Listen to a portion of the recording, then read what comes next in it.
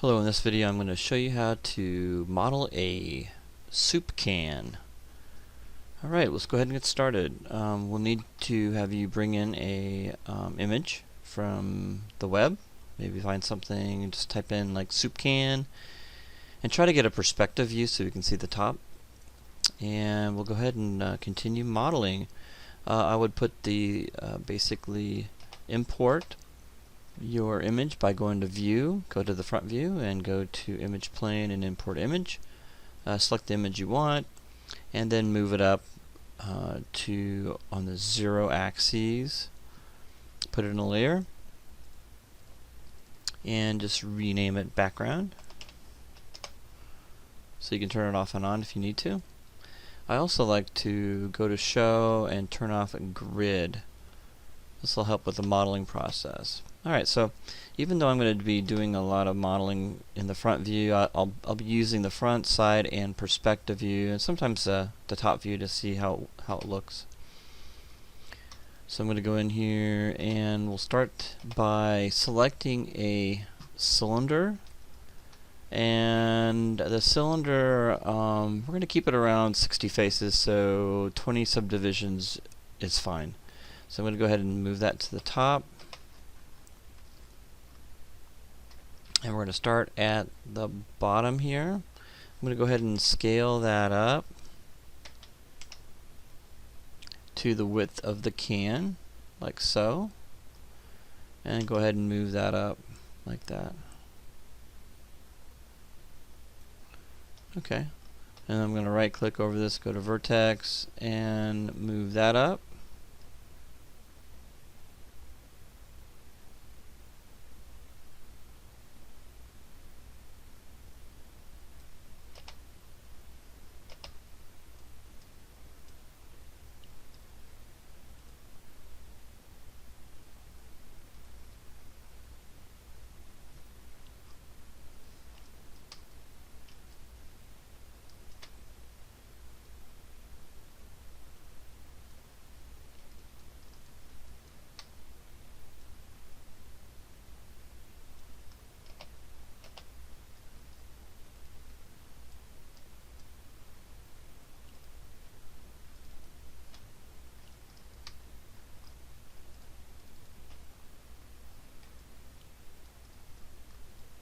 Alright, so I'm going to go ahead and I added edge loops to the top part and the bottom part as you saw.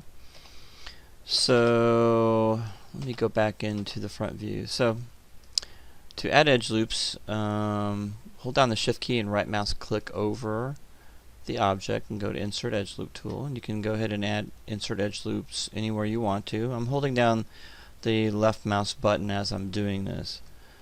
So I just basically want to add that detail that goes around the bottom, and I did that for the top as well. Just add an edge loop for the top, just kind of following that ring all the way around the soup can. And the next thing we're going to do is we need to extrude that area of the soup can. We don't need to do a bunch. We're just going to do these top pieces. So select one and shift select the others, and that should do an edge loop ring for you. So click one face and then double click on the other. And that's a nice edge loops here, so it should go all the way around. Just double check your object so you don't see anything getting selected on the front and the back. Next thing we're going to do is we're going to do a Control E, and that will extrude the object. And you can see how that becomes kind of a problem right there. So if we hit the scale key, so what we're going to do is we're going to go back, okay, and we're going to select those pieces again. And when we hit the extrude key this time, Control E, we're going to use this manipulator, okay. So I'm going to move that out of the way, and the manipulator we're going to move down here. So we'll find that manipulator, and we're going to click on the blue arrow and move that for just a little bit, something like that. There we go. Alright, so once I'm done with that, then we're going to do the inside of the can. And that can get kind of tricky sometimes. Notice that I still have this extrude open. All you need to do is go to Edit, delete by type history, and that will get rid of that. And the next thing we're going to do is we're going to select the top faces of this can. We're going to just kind of model the top of this, and we'll go ahead and cut this in half and then mirror it down to the other end. So all the work we do up on top can be mirrored to the bottom. Alright, so I'm going to select faces again, click off here. I'm going to click on the paint tool. I like to use that, and hold down the shift key and just kind of paint the top. Okay. Now we didn't get them all. We don't need to, because that little part right here will be fine. So I need to just kind of rotate and make sure I didn't select anything accidentally. That happens, so just double check. And then what we're going to do now is going to Control E, extrude, and we're going to go ahead and scale that in just a bit. Okay. Now we're going to follow this area as we extrude in. We're going to move down now, so that would be the thickness of the can. So I'm going to go Control E, extrude, hit the W key, and move it down to the depth that you think that you need, something like that.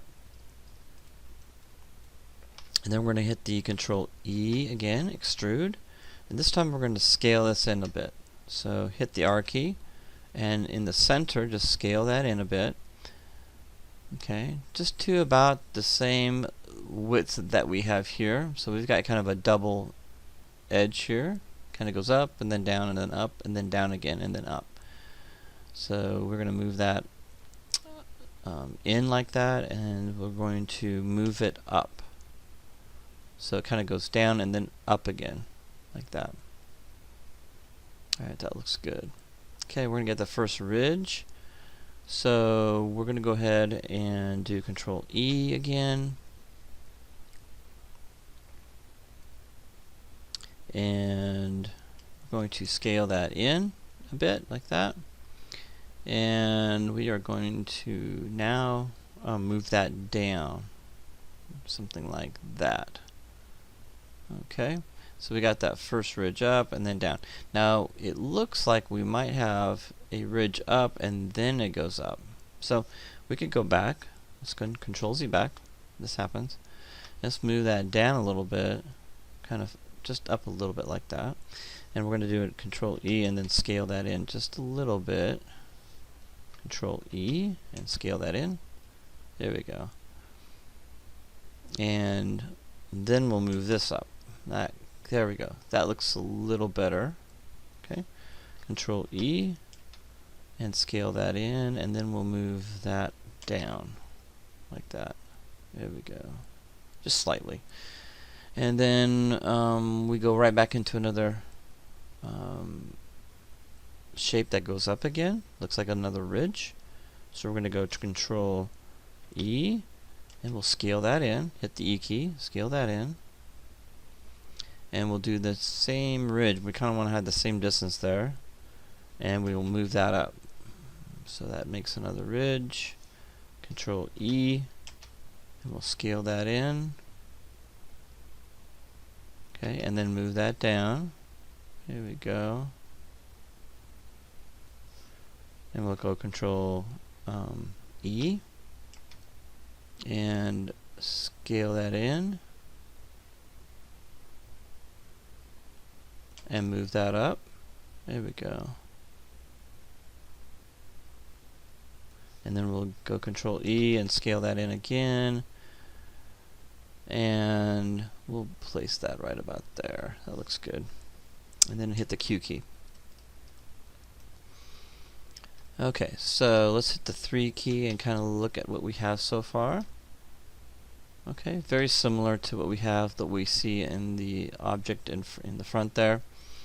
And if there's edge loops that you want to pull in a little bit more, we sure can.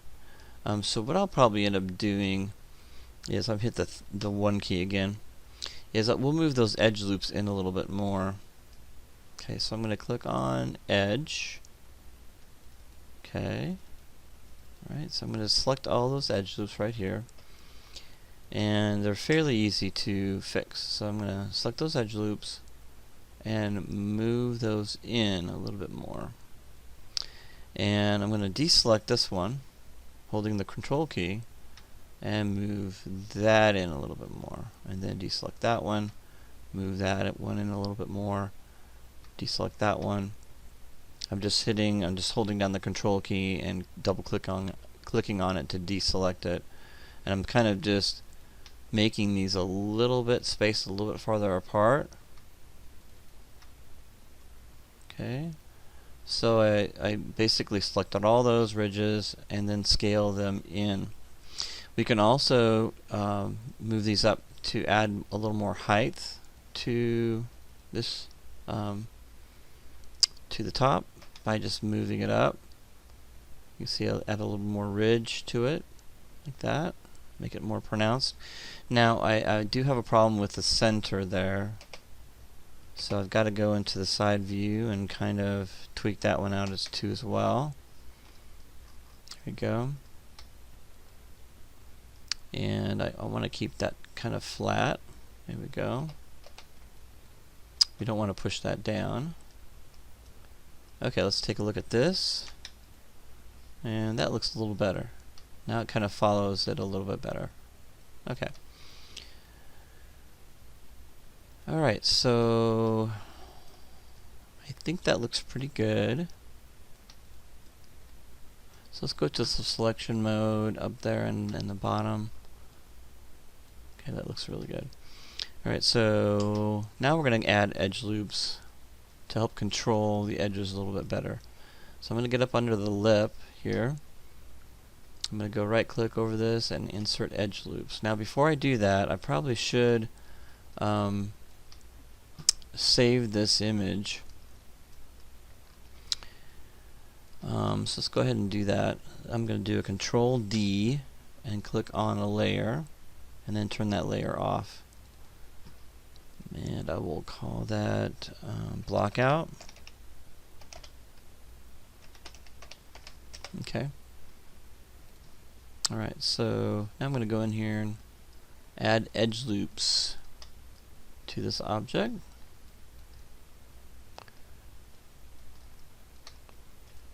Right click and hold down the shift key and right click over and click on insert edge loop.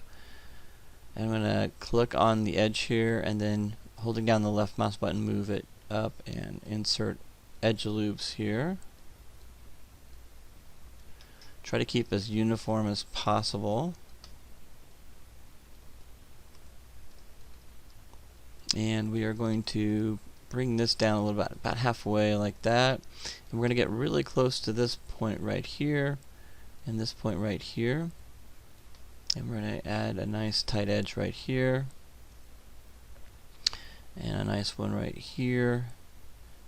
We're going to keep this nice. We don't want a really tight edge there. So I'm going to keep that like that. And we want this to smooth up all the way. So I think that looks pretty good. Let's take a look at what we have here. And we'll need to smooth that. Hit the 3 key. And so far, so good. That looks pretty good. If you feel like you need to tighten up these areas right here, you can. Okay. Instead of looking more round, we can probably go in here. Okay. And add edge loops throughout the top too. Now we're not gonna go as high. Let's kind of bring one right about there, there, and there. Okay. We also might want to bring this edge down a little bit. So we have an edge right here, and let's get a little bit closer so we can see what we're doing. Double click on that guy and this guy, and we can move this down a little bit, just a little bit like that, and hit the 3 key and see how that looks. There we go. That looks pretty good. And what we've done is we've defined the top edge here and then the top of the can. That looks pretty good.